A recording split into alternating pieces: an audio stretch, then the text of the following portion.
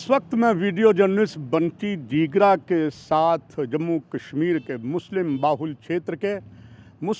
क्षेत्र पर खड़ा हूं और यहां पर कई समस्याएं हैं। जिस तरीके से जम्मू कश्मीर के अल्पसंख्यकों के लिए अनेकों समस्याएं आई हैं, वैसे जम्मू कश्मीर के बहुसंख्यकों के लिए भी अनेकों दुश्वारियां आई हैं। खास करके हम बठिंडी की बात करें, कई आरोप बठिंडी पर लगते हैं कि यहाँ पर कुछ गलत गतिविधियाँ होती हैं। यहाँ तक आरोप लगते हैं कि कुछ राष्ट्र विरोधी तत्व भी यहाँ पर हैं, मगर इसके ज़्यादा प्रमाण सामने नहीं हैं। यह बठिंडी वही क्षेत्र है जहाँ पर एक समुदाय के अधिकतर, चाहे जम्मू कश्मीर के पूर्व मुख्यमंत्री डॉक्टर फारूक अब्दुल्ला, उमर अब्दुल्ला, बहुत से शख्सियत IPS IAS रहे हैं और यहाँ पर एक अच्छा सभ्य समाज है, ज़्यादातर बहुसंख्यक जम्मू कश्मीर के। कोरोना ने सबको मारा, आप गवाह हैं।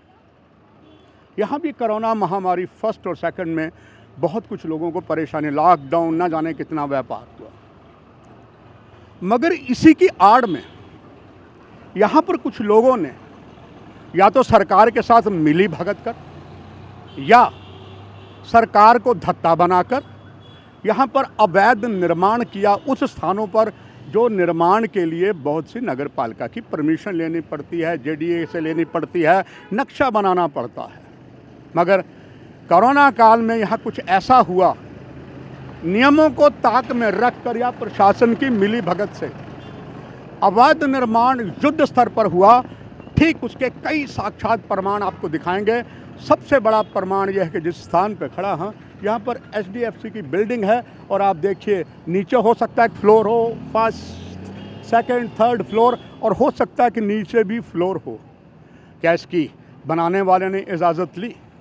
क्या अगर HDFC बैंक ने इसको लिया, इसके कागज़ देखे कि यह बिल्डिंग का नक्शा पास हुआ था, तो इसका मतलब बैंक वालों की भी मिली भगत है जिन्होंने इस अवैध निर्माण पर किराए पर लिया। अब सवाल ये आता है, अगर किराए पर लिया है HDFC बैंक सरकार को और हम आरोप लगा रहे हैं, हमारे आरोपों का खंडन करें। जैसे ये वीडियो वायरल होता, देखिए, अगर आप खंडन नहीं करते हैं तो HDFC भी दोषी है। नोटबंदी के समय कई जो बैंक थे, मुझे नाम लेने की आवश्यकता नहीं, उन्होंने क्यों काले कारनामे किए वो आपके सामने है। केवल यही नहीं, और बहुत सी इमारतें आप देखें, ठीक उसके दूसरी तरफ आप देखें, नीचे फ्लोर अभी ऑफिस खोला जा रहा है, उसके ऊपर 1 2 3 ये 4 5, और क्या जम्मू में ये, और ज़्यादा से कहें कि भारतीय सुरक्षा बलों के सेना का ब्रिगेड भी ज़्यादा दूर नहीं है, पास में ही यहाँ पर रोहिंग्यास भी दूसरी तरफ रहते हैं, उन पर भी कई आरोप लगते हैं। ऐसी बहुत सी इमारतें हैं जो अवैध निर्माण से बनी है। कोरोना महामारी के समय में न उसके बाद नोटिस दिया गया। अब यहाँ के कई बार बहुसंख्यक कहते हैं कि हमें तंग किया जाता है, मगर अल्पसंख्यक जमकर भारतीय जनता पार्टी को कोस रहे हैं, क्योंकि वहाँ जिस तरीके से लगातार नगर पालिका, खास करके एक समुदाय जो यहाँ का जम्मू कश्मीर का अल्पसंख्यक समुदाय है, उनके घरों को तोड़ रही है, कहीं थोड़ी बहुत आगे आ जाते हैं। गांधीनगर से धनियाड क्षेत्र में भी यही हाल कर रहे हैं। 10 फुट की जगह के लिए बाकी बुलडोज़र चल रहा है, और इसमें नितिन गडकरी जी का विभाग भी कहाँ कम है। कई सड़क अवैध निर्माण जो सड़कों नेशनल हाईवे पे किया, उनको तोड़ा गया है। ये भी खबर है कि जिन लोगों की पावर थी, money power, muscles power, political power, उनको छेड़ा तक नहीं गया। तो जब अगर भारत सरकार का सड़क परिवहन मंत्री, नेशनल हाईवे अथॉरिटी भी ऐसा करता है, तो इसका मतलब ये हुआ सब मिली भगत से होता है। आप याद करिए, एकजुट के जो बनाया हुआ एकजुट जो वकील भी हैं, अंकुर शर्मा, बार बार कहते हैं कि ये सारा काम सरकार की मिली भगत से हो रहा है और एक ही समुदाय को लगातार ऑबलाइज किया जा रहा है, जम्मू कश्मीर के बहुसंख्यक को। कि जम्मू सिटी में सुंजवा और चुआदी, ये 2 फॉरेस्ट एरियाज के रेवेन्यू रिकॉर्ड्स मिसिंग हो गए हैं, इनफैक्ट डिस्ट्रॉय कर दिए गए हैं। एक बहुत सीरियस डेवलपमेंट है, एक बहुत सीरियस हैपनिंग है, जिसका जम्मू के सर्वाइवल और एग्जिस्टेंस से डायरेक्ट रिलेशन है, जिसका राष्ट्रीय सुरक्षा से डायरेक्ट रिलेशन है। वो कैसे है मैं उस पर व्याख्यान दूं, डिटेल में बात करूं। बहुत इंपॉर्टेंट है ये समझना कि यहाँ की सरकार का इस तरीके की चीज़ों में क्या रोल है। आप ये रेवेन्यू रिकॉर्ड जो आज गुम हुआ है, डिस्ट्रॉय हुआ है, उसे एक आइसोलेटेड इंसिडेंट मत समझिए। रेवेन्यू रिकॉर्ड ये जो गुम हुआ है उसे ये मत समझिए कि किसी दफ्तर से कुछ कागज केवल गुम हो गए। भारत सरकार की बात कर लें या यूटी एडमिनिस्ट्रेशन या यूटी सरकार की बात कर लें, जिस समय रोशनी स्कैम में जजमेंट हुई थी, जिस समय जम्मू पे हो रहे डेमोग्राफिक असॉल्ट, लैंड जिहाद के नाम से भी जिसे जाना जाता है, उसका खुलासा हमने किया था। और जब से जुडिशरी का प्रेशर जजमेंट के बाद ये बढ़ गया था सरकार पे कि आप सरकारी ज़मीनें जो गलत तरीके से आवंटित की गई हैं, दी गई हैं, जिनकी ऑनरशिप दी गई है, और हमने ये साबित किया था कि धर्म विशेष को दी गई है, उन्हें वापस लीजिए।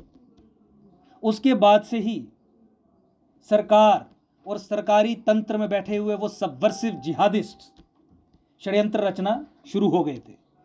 आपको इस रेवेन्यू रिकॉर्ड की डिस्ट्रक्शन को जोड़ना होगा सरकार की उस स्टेटमेंट से जो सरकार ने सुप्रीम कोर्ट में दी कि जो रोशनी जजमेंट के खिलाफ कुछ व्यक्ति सुप्रीम कोर्ट में कश्मीर से गए, जो यहां जम्मू संभाग में जमीनों पर कब्जा करके बैठे हैं, उनके फेवर में सरकार ने कहा कि रोशनी जजमेंट इनके खिलाफ हम अप्लाई नहीं करेंगे, इंप्लीमेंट नहीं करेंगे, इनसे जमीनें खाली नहीं करवाई जाएंगी, जो कोर्ट में आया है उससे जमीन खाली नहीं करवाई जाएगी। एक चीज।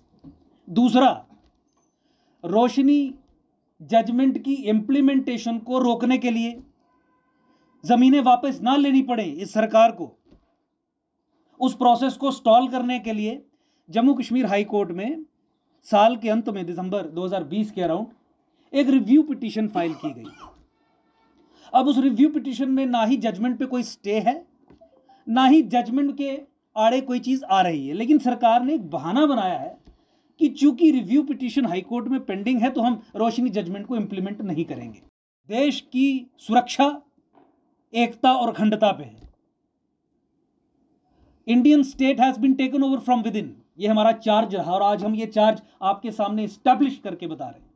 ये स्टेट इंस्ट्रूमेंटलिटीज ही है, सरकारी तंत्र ही है जो देश और जम्मू की पीठ में छुरा भोंकने का काम कर रहा है। आज तक इतिहास गवाह है, इतना अवैध निर्माण यहाँ पर है।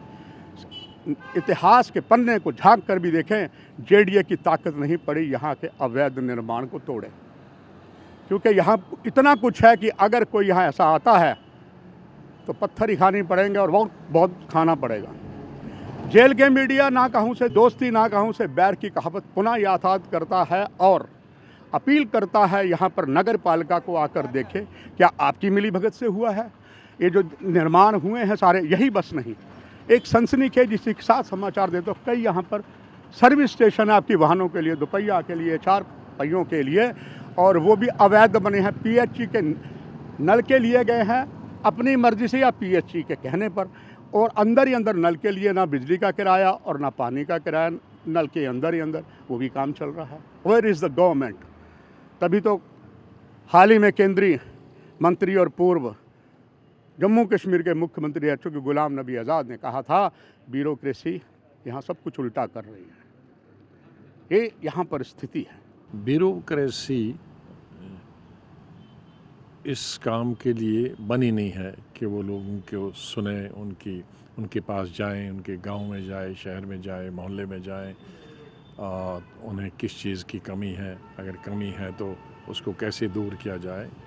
ब्यूरोक्रेसी का काम है सुबह उठ के दफ्तर में जाना और दफ्तर से शाम को आना, तो लोग किसके पास जाएं। इसलिए चाहे वो एजुकेटेड आदमी हो, अनएम्प्लॉयड हो, वो किसी के पास नहीं जा सकता। कोई बिजनेसमैन हो, उसके टैक्स का मामला हो और दूसरी किसी सुविधा की प्रॉब्लम हो, वो किसके पास जाएगा। मुलाजम इसका अगर ट्रांसफ़र हुआ हो या और कुछ बात हो, वो किसके पास जाएगा। हॉस्पिटल में अगर कोई बीमार है तो उसका इलाज हो रहा है या नहीं हो रहा है तो किस प्रतिनिधि के पास जाएंगे। चलिए ये सारे दृश्य हम आपको दिखाते हैं और यहीं से कार्यक्रम को और आगे भी बढ़ाएंगे। हरबंस नागो के जेएल के मीडिया बंटी डीगरा के साथ।